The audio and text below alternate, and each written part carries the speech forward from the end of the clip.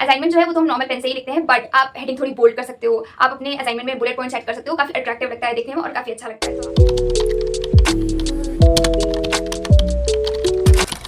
So hi guys, welcome and welcome back to my channel. If you are new to my channel, let me tell you, this is Teacher Shukla and I am making videos related to lifestyle vlogs and college life. And I am here to helping and guiding my juniors like me who are going to college these days. So how to manage college life effectively and easily. तो आज के video में हम बात करने वाले हैं एक बहुत ही कॉमन लेकिन इंपॉर्टेंट टॉपिक पर, which is BCA assignments. BCA assignments बोलो या कॉलेज असाइनमेंट्स। सबसे पहले मैं आप लोगों को बता दूं कि ये वीडियो एक डिमांडेड वीडियो होने वाली है। तो इसकी डिमांड की थी मेरी एक जूनियर ने, मतलब कि जो मेरी सब्सक्राइबर है और मुझे कॉलेज में मिली थी, उसने मेरे से बोला था कि दीदी आप असाइनमेंट्स पे वीडियो बना दो मेरे लिए। तो मैंने सोचा ठीक है, चलो बाकी स्टूडेंट्स की भी हेल्प हो जाएगी, क्योंकि अभी नए नए कॉलेज जा रहे हैं बच्चे, तो उनको असाइनमेंट्स मिल रहे होंगे और उनको नीड होगी इस वीडियो की, तो मैं ये वीडियो बना देती हूँ। जैसे ही कॉलेज स्टार्ट होते हैं सबसे पहला काम हमें मिलने लगता है असाइनमेंट्स, और ऑनेस्टली सब बहुत कंफ्यूज होते हैं कि क्या लिखना है, कैसे लिखना है और कहाँ से लिखना है। तो मैं आप लोगों की हेल्प करने वाली हूँ उस चीज़ को बताने में कि क्या लिखना है आपको अपने असाइनमेंट्स में। ओके, तो सबसे पहला क्वेश्चन क्लियर कर देते हैं जूनियर्स का कि असाइनमेंट होता क्या है।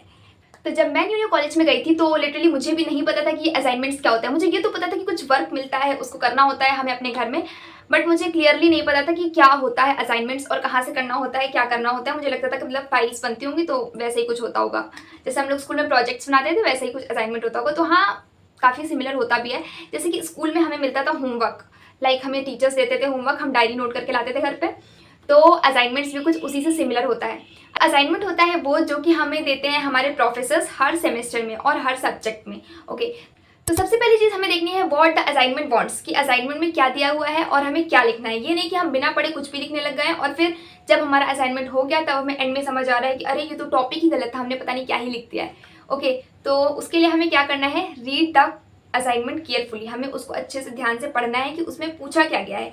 कई बार ऐसा भी होता है कि जो टीचर्स हमें कॉलेज में पढ़ाते हैं हो सकता है उससे थोड़ा डिफरेंट हमें दे दें असाइनमेंट, तो ऐसा नहीं है कि वही हम उतार देंगे, नहीं, उसमें हमें थोड़ा सा अपना लॉजिक लगाना पड़ता है। इसलिए हमें असाइनमेंट को अच्छे से रीड करना है प्रॉपर्ली उसको। उसके बाद जो क्वेश्चंस हमें दिए गए हैं उनको हमें एक छोटे छोटे पार्ट्स में ब्रेक कर लेना है।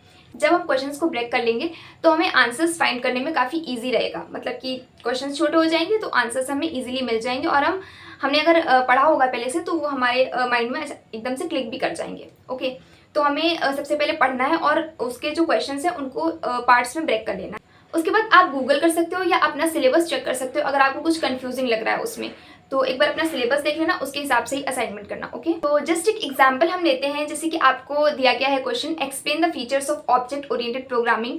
तो उसके लिए आपको बस 5 से 6 फीचर्स को डिटेल में एक्सप्लेन कर देना है। ठीक है, इसके लिए हमें पूरी हिस्ट्री लिखनी है, कोई भी ज़रूरत नहीं है कि हम पूरी उसकी हिस्ट्री लिख रहे हैं, नो। 5 से 6 की पॉइंट्स देख लो और उसको डिटेल में एक्सप्लेन कर दो, दैट्स इट फॉर दिस। तो हमने असाइनमेंट को पढ़ लिया है और क्वेश्चंस को भी निकाल लिया है। अब बात आती है कंटेंट कहाँ से मिलेगा, वेयर टू फाइंड आंसर्स। तो मैं अपना बता देती हूँ कि मैं बेसिकली ये 4 सोर्सेस यूज़ करती हूँ, आप भी ट्राई कर सकते हो। तो सबसे पहला सोर्स है योर टेक्स्ट बुक। सबसे ऑथेंटिक सोर्स यही है कि आप जो भी आपके पास बुक है उससे आप अपना असाइनमेंट कंप्लीट करो, तो उससे आपको हेल्प होगी कि आप रीड करोगे और लिखोगे तो आपके माइंड में वो चीज़ एकदम फिट हो जाएगी। ठीक है, सबसे पहला सोर्स आता है आपकी जो बुक्स आप प्रेफर करते हो वो। एंड सेकेंड थिंग, आप जा सकते हो किसी एजुकेशनल वेबसाइट पे या फिर गूगल पे। वेबसाइट पे जैसे आप गीक्स फॉर गीक्स पे जा सकते हो, और दूसरी है आप ट्यूटोरियल पॉइंट पे जा सकते हो, और तीसरी है W3 स्कूल्स है जो कि कोडिंग के लिए होती है, तो आप उस पर भी जा सकते हो। So these are some websites which I prefer. और तीसरी चीज़ है आप यूट्यूब वीडियो भी देख सकते हो, मतलब कि लंबा सा यूट्यूब वीडियो देखने की कोई ज़रूरत नहीं है, कुछ शॉर्ट्स भी ऐसे होते हैं जिसमें कि आपको अच्छे से समझ आ जाता है, तो आप लिख सकते हो। ठीक है, और जहाँ से भी आप लिख रहे हो मेक श्योर करना कि आप उसको पहले समझ लो।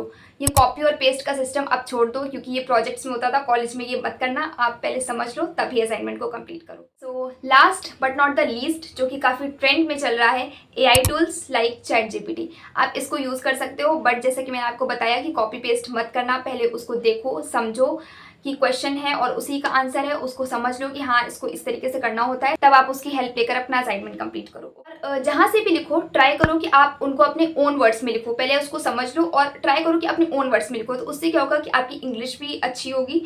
जो भी आप लिखोगे उसको आप पहले सोचोगे हिंदी में, फिर उसको कन्वर्ट करोगे तो मतलब माइंड पे प्रेशर पड़ेगा, तो अच्छा रहेगा आपके लिए। और कभी भी डायरेक्ट कॉपी पेस्ट करना तो मैं नहीं आपको बोलूँगी कि आप डायरेक्ट कॉपी पेस्ट करो। तो अब आ जाते हैं हमारी राइटिंग टिप्स पे, क्योंकि राइटिंग लिखने का तरीका भी काफ़ी ज़्यादा मैटर करता है असाइनमेंट्स में।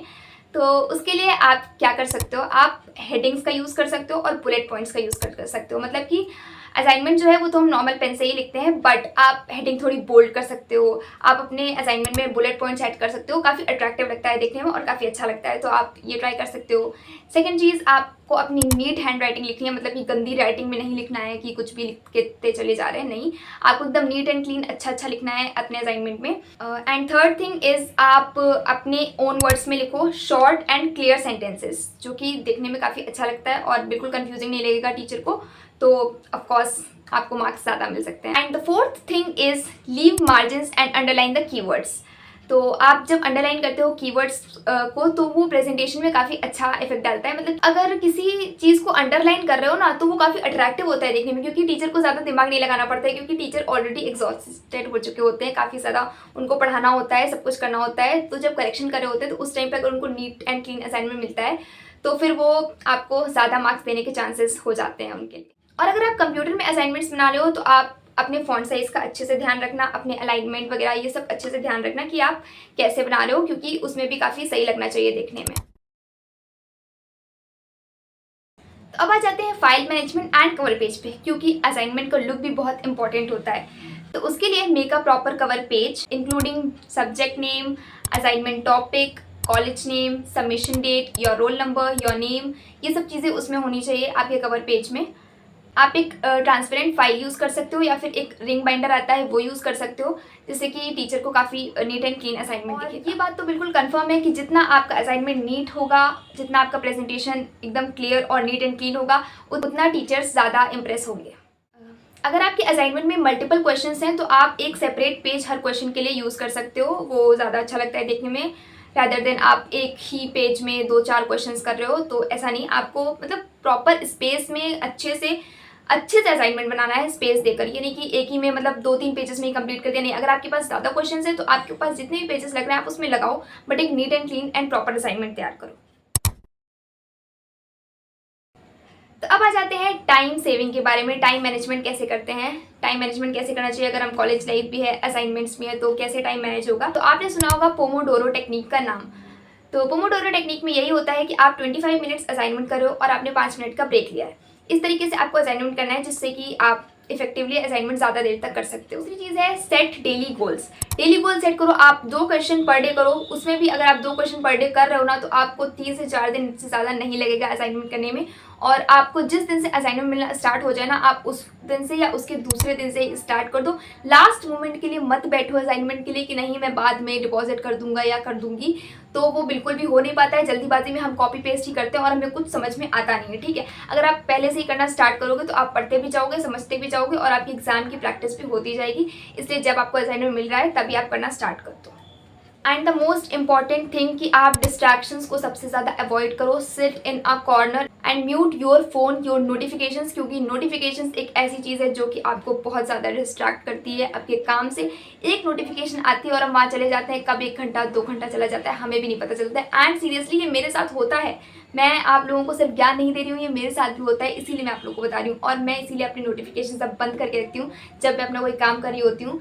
इसलिए आपको भी मैं यही सजेस्ट करूँगी कि जब आप काम करो तो अपनी नोटिफिकेशंस, अपना फ़ोन को म्यूट में रख दो और सिर्फ काम पे फोकस करो। तो हमारा पूरा असाइनमेंट बन के तैयार हो चुका है। अब आ जाते हैं हम अपने फाइनल चेक्स पर। तो असाइनमेंट लिखने के बाद ये चीज़ें आपको ज़रूर करनी है, बिल्कुल भी भूलनी नहीं। ये छोटी छोटी चीज़ें हैं, बट एक बड़ा चेंज ला सकती हैं आपके असाइनमेंट में। तो सबसे पहले आपको चेक करना है कि आपने पेज नंबर हर पेज पे मेंशन किया है या नहीं। अगर नहीं किया है, तो अपने पेज नंबर पे पेज नंबर मेंशन करो और अपनी ग्रामर और स्पेलिंग्स की जो मिस्टेक्स हैं वो एक बार चेक कर लो कि आपकी ग्रामेटिकल कहीं मिस्टेक तो नहीं हो गई असाइनमेंट लिखते टाइम। और तीसरी चीज़ है कि make sure your name and details are correct. आपके नेम, जो आपका जो नेम डाला है आपने, वो करेक्ट होना चाहिए। सारी डिटेल्स आपकी करेक्ट होनी चाहिए असाइनमेंट में, ये आप एक बार मेक श्योर कर लेना डिपॉजिट करने से पहले। और the fourth and the last thing, submit कर दो उसको डेडलाइन खत्म होने से पहले। डेडलाइन से पहले अपने असाइनमेंट को सबमिट कर दो बनाकर। जैसे कि मैंने आपको बताया, जब मिले लिखना स्टार्ट कर दो उसको। ज़्यादा टाइम नहीं लगता है, बहुत ज़्यादा टाइम लगेगा तो 3 से 4 और मैक्सिमम 5 दिन, इससे ज़्यादा टाइम नहीं लगता है असाइनमेंट बनाने में। तो स्टार्ट करो और बनाना।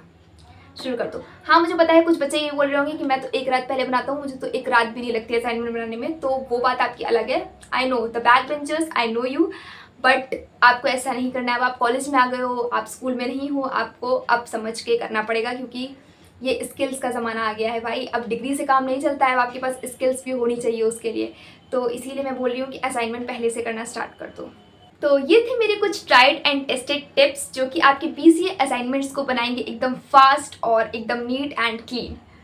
तो आई होप मैंने जिसकी भी डिमांड पे ये वीडियो बनाई है उसने ये वीडियो देखी होगी, और आई होप आप सब स्टूडेंट्स को इस वीडियो से कुछ ना कुछ हेल्प ज़रूर हुई होगी अपने असाइनमेंट्स के बारे में जानने में, और मतलब किस चीज़ों से कैसे आप क्या कर सकते हो अगर आपको इस वीडियो से कुछ भी हेल्प हुई है।